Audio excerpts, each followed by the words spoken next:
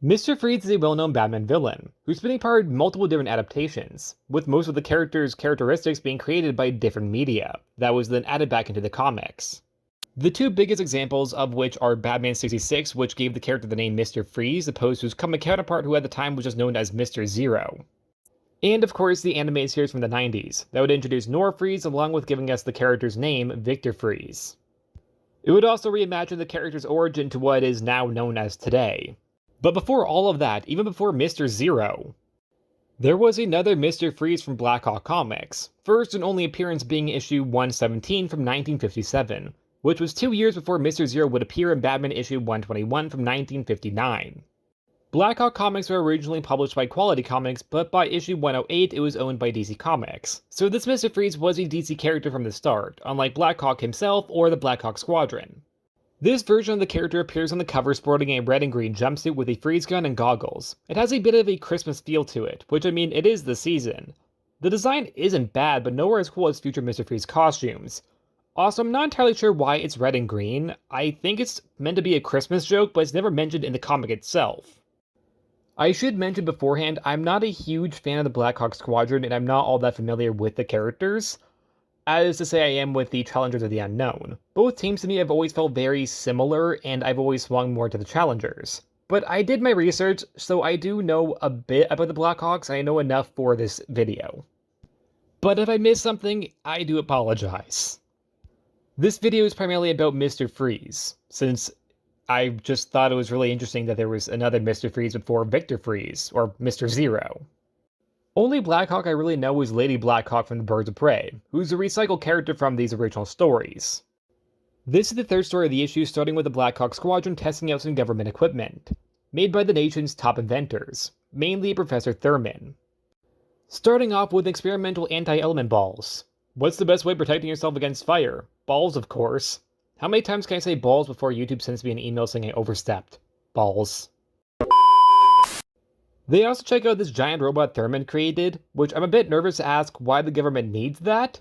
He calls it the Mechano Man, or maybe I'm just calling it that and it's pronounced differently. I asked Google how to pronounce it and Google didn't know. Either way, Elon Musk can't compete with Thurman. We then see an experimental freeze gun, which they show off on a tank, showing it strong enough to take down a military vehicle. Which then making that is probably a really bad idea if you're the military. But, of course, we're still gonna make it. Which, of course, people are gonna want to steal it as we're about to see.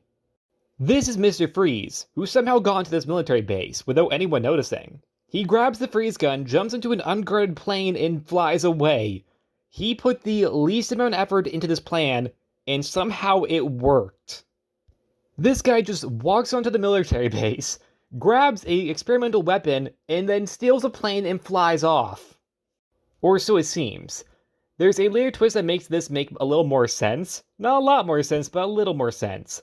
But out of context, this seems like a random guy just showed up and stole a plane with an experimental weapon.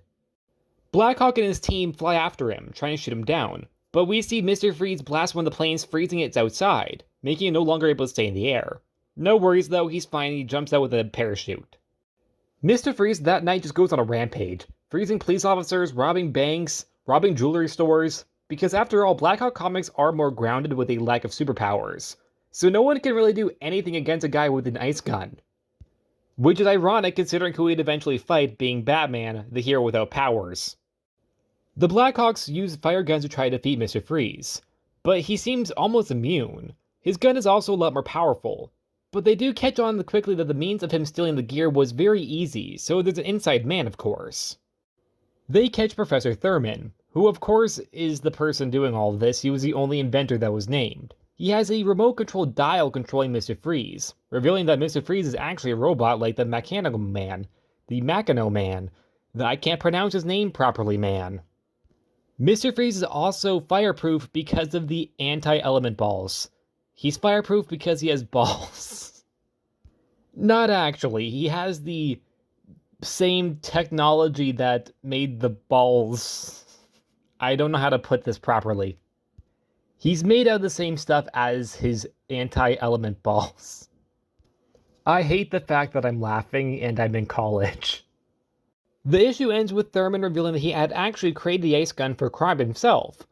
But because he realized if the gun was being used in crime and he had created it, it would become pretty obvious that it was him.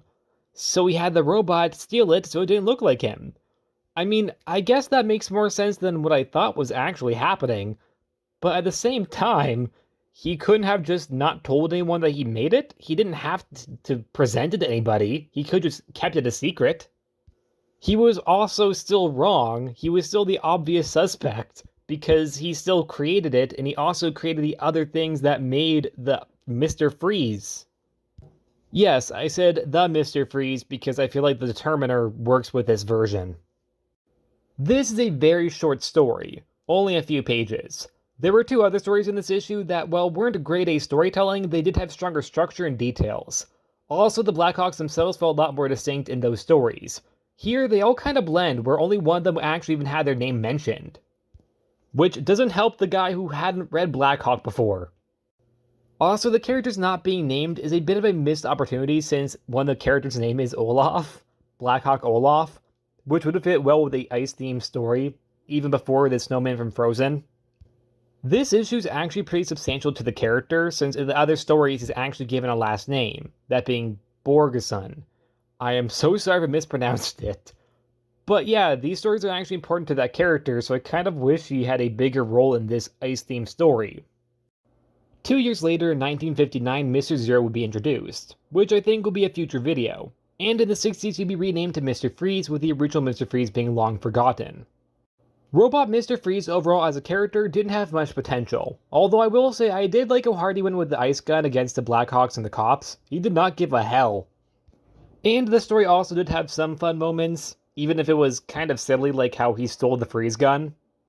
But in comparison to Victor Freeze, Victor wins by a long shot, who also had a robotic take, either as a part robot or just his suit appearing more robotic. My favorite definitely being the Batman Beyond futuristic one. Great episode, highly recommend. And that was the story of the original Mr. Freeze, a long-forgotten villain of Blackhawk. I do find it interesting that they both use freeze guns, but it's not that new of a thing. Icicle also used the freeze gun at one point. Do you have any thoughts on this original Mr. Freeze? Do you think he had any potential? I mean, I surely don't, as you probably can tell. But I'm up to your suggestions if you think he did. And that's it. Like always, please like, subscribe, and I'll see you guys next time. Bye!